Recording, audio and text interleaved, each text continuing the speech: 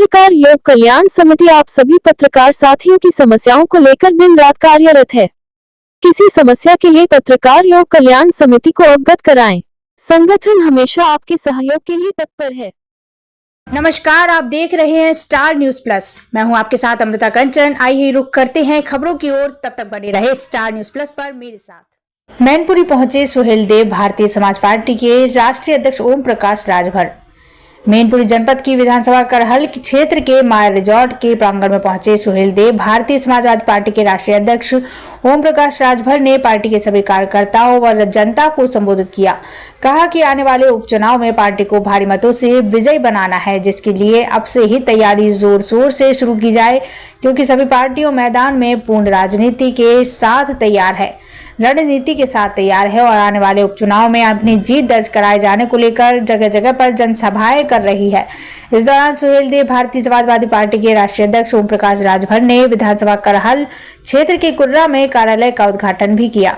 कार्यक्रम के दौरान अगर व्यवस्थाओं की बात करें तो पुलिस प्रशासन की तरफ से कार्यक्रम को सफल बनाने के लिए कड़े इंतजाम किए गए हैं, ताकि किसी भी प्रकार से अराजक तत्व कार्यक्रम को ना बिगाड़ सके। इसी दौरान मीडिया से रूबरू हुए राष्ट्रीय अध्यक्ष ओम प्रकाश राजभर ने क्या कुछ कहा है, देखें यह रिपोर्ट। स्टार न्यूज प्लस के लिए उत्तर प्रदेश के मैनपुरी से जहीर खान की रिपोर्ट।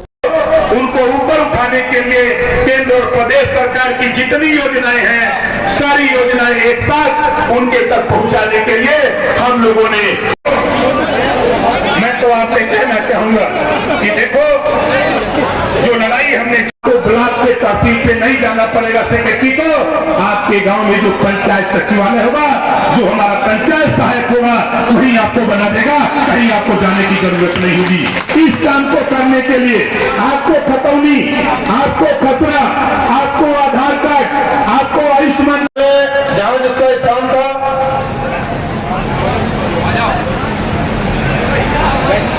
आप सभी लोग ये जाए, क्योंकि साइडर कुर्सी को ब्लॉक के तहसील पे नहीं जाना पड़ेगा सेक्रेटरी को। आपके गांव में जो पंचायत सचिवालय होगा, जो हमारा पंचायत सहायक होगा, वही आपको बना देगा, कहीं आपको जाने की जरूरत नहीं होगी। इस काम को करने के लिए आपको खतौनी, आपको खसरा, आपको आधार कार्ड, आपको आयुष्मान, महिला आरक्षण 33% लोकसभा और राज्यसभा में पास किया, लोकसभा से और राज्यसभा से पास किया है, उसका लाभ आपको मिले। आपके घर में आपकी बेटी, आपकी बहू पढ़ी लिखी है, उसको भी राजनीति में उतारो। कल 100 एमएलए का चुनाव होगा, 100 एमएलए जिंदाबाद। दूसरी बात, हमारे मसीहा का कहना है, कुछ जो गरीब जनता है, अगर वो चाहती है, जिनकी समस्या बिजली की समस्याएं हैं, उसको वो बिल कम करवा सकते हैं। उन्होंने कहा है 25% की सब्सिडी पर। मौसम अपना काम कर रहा है, हम लोग अपना काम कर रहे हैं। हम आपसे कह रहा हूं कि देखो भैया, हम आपके लिए हैं, हम आपके हक अधिकार के लिए हैं। आप महर्षि कश्यप के वंशज हो, हम भी महर्षि कश्यप के वंशज हैं। हमारी बड़ी आबादी, अभी हमारे साथी भाई बोल रहे थे,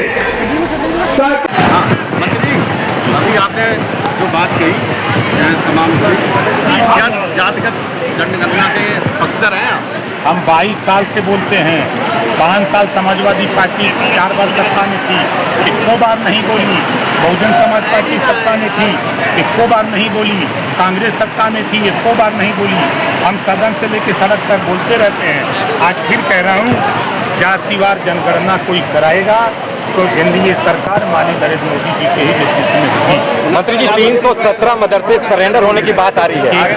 जहाँ तक सवाल आपने 69,000 की किया, मैं फिर कह रहा हूँ कि 1986 से इस लड़ाई लड़ते हैं। हम मान्यवर कांशीराम जी के साथ रह करके मंडल कमीशन लागू कराने की लड़ाई लड़ते लड़ते फिर किन्हीं बिंदुओं पर बसपा नेता संघ से विवाद हुआ, मैं पार्टी बनाई। और आप बताओ, आप लोग को गवाह, सदन से लेकर सड़क तक 69,000 शिक्षक भर्ती से ज़्यादा हमसे कौन लड़ सकता है।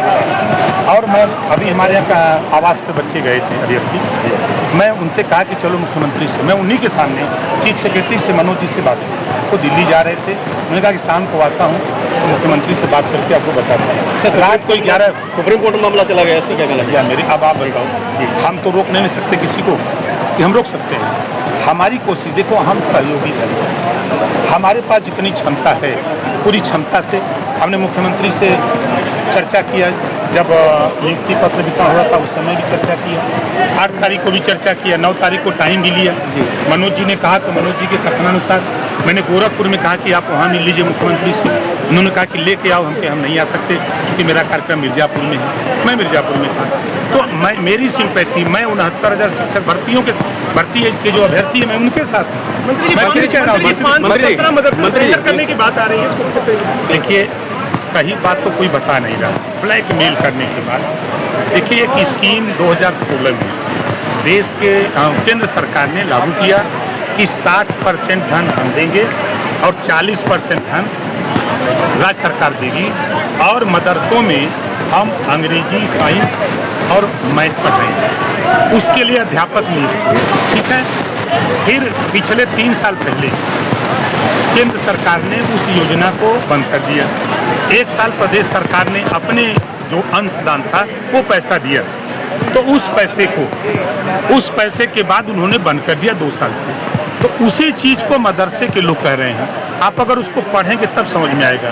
दूसरी बात तो कह रहे हैं ना कि मदरसों को मान्यता नहीं दी जा रही है, उसको जो है ऑनलाइन पोर्टल खोला जाए, कहाँ है ना, तो उनकी यूनियन के लोग हैं, तो उनका कहना है कि जो हमारा या तो अध्यापकों का जो तनख्वाह सैलरी है वो मिले, उनको रखा जाए काम पे, और नहीं तो ये स्कीम बंद कर दिया जाए जो केंद्र सरकार की लगातार ओवैसी आपत्ति कर रहे हैं। सर, मायावती पीडीए की रणनीति पे काम कर रही हैं और दलित, पिछड़ों और मुसलमानों को जोड़ने में जुटे हैं, क्या कहना चाहेंगे सर? देखिए, हर नेता अपने अपने काम में है। माननीय अखिलेश यादव जी पीडीए शुरू की, लेकिन अब वो क्या करने लगे, पांडे डेवलपमेंट अथॉरिटी चला रहे हैं। स्पीकर शिवपाल जी को छोड़ करके किसको बनाया? पांडे जी को। अभी एक दलित का बेटा वो किसी सामान की डिलीवरी देने, बलिया के सांसद पांडे जी हैं, सनातन पांडे जी, उनके यहाँ गया तो पांडे जी जो सांसद हैं उनका प्रतिनिधि, उससे पूछा तुम किस जाति को, बता दिया कि हम दलित हैं। उसको इतना बुरी तरह मारा, FIR भी नगरा थाने में आज तक नहीं हो पाया। अब उस पीडीए की बात कर रहे हैं। अब मायावती जी जब 4 बार सत्ता में थी तब तो पीडीए नहीं दिखाई दिया, तब तो उनको सिर्फ अम्बेडकर ग्राम विकास योजना के नाम पर 14 स्कीमें चलती थी और सिर्फ दलित बस्ती में चली। हम जो उनसे अलग हुए यही वजह था कि किसी गांव को अगर अम्बेडकर गांव घोषित हो तो वहाँ ब्राह्मण हो, राजपूत हो, भूमिहार हो, यादव हो, पटेल हो, मकसद सभी जातियों में वो योजना सबके यहाँ पहुँचे। मंत्री जी, राहुल गांधी ने विदेश में रहकर सिखों के लिए अवध टिप्पणी की है, क्या कहेंगे? देखिए, वो हमेशा भारत के खिलाफ विदेशों में जाके बोलते हैं, उनकी आदत सी बन गई है, और जो भाषा वो बोल रहे हैं वो हमारे हिसाब से उस भाषा को हम पसंद नहीं करते। और जो भारत में रह के भाषा बोलते हैं, आप बताइए, बोलते हैं ना कि पिछड़ों को हिस्सेदारी नहीं, बोलते हैं ना 60 साल किसकी सरकार थी देश और प्रदेश में? उन्हीं की सरकार थी ना, क्यों नहीं दिया? 4 बार बसपा, 4 बार सपा की यूपी में सरकार थी, ये लोग क्यों नहीं दिए? आज हम लोग थोड़ा सा गुनगुनाने लगे हैं कि भाई आज जो बच्चे 69,000 वाले परेशान हैं, ये क्यों परेशान हैं? हम तो फिर कह रहा हूँ कि देखिए, नेता नहीं चाहता है। आरक्षण के मुद्दे पे मायावती ने भी कांग्रेस पर निशाना साधा है। वो सही कह रही हैं, मायावती जी सही कह रही हैं। तो मायावती जी, अखिलेश जी, राहुल जी, ये लोग टाइम ले लें योगी बाबा से और मोदी बाबा से, बताओ टाइम मिलेगा कि नहीं मिलेगा? तीनों लोग जा करके बैठ करके चाय पिएं, पकौड़ी काटें और वहाँ ये चर्चा करें कि ये जो आरक्षण घोटाले जो सामने आए हैं, हाई कोर्ट के फैसले हो, चाहे असिस्टेंट प्रोफेसर की नियुक्ति के मामले हो, इन सब चीज़ों पर जो टेबल पर बैठ करके आमने सामने बात होगी, ये कर सकते हैं। लेकिन अगर ये कर देंगे तो मामला फिर चिल्लाने के लिए क्या रह जाएगा? आप मंत्री भी उसी विभाग के वक्फ बोर्ड को लेकर आप क्या रहा है? क्या हम देखिए, मैं आपको बता दूं, देखिए वक्फ बोर्ड नहीं, देखिए वक्फ बोर्ड में जो कमियां हैं आप जानकारी करिए। वक्फ बोर्ड की जो नियमावली है, अगर वो कह दें कि ये रिसोर्ट हमारा है, वक्फ बोर्ड कह दे, तो डीएम के यहाँ जाकर के एप्लीकेशन देकर खाली करा दो, ऐसा नियम है। तो सरकार ये चाहती है कि अगर वो ये कहें कि ये रिसोर्ट हमारा है, अगर वो डीएम के एप्लीकेशन देते हैं तो डीएम उसकी जांच करा ले तो वास्तव में इनका है कि नहीं है, कागज देख लें, तब उसके बाद उस पर कार्रवाई तो हो। ये कौन सा सीमित अधिकार दिए किसने? कांग्रेस ने दिया, कांग्रेस ने दिया है, ये बीजेपी ने नहीं दिया है। ये कानून कांग्रेस के जमाने का है, हम लोग नहीं कानून, हम तो संशोधन चाहते हैं।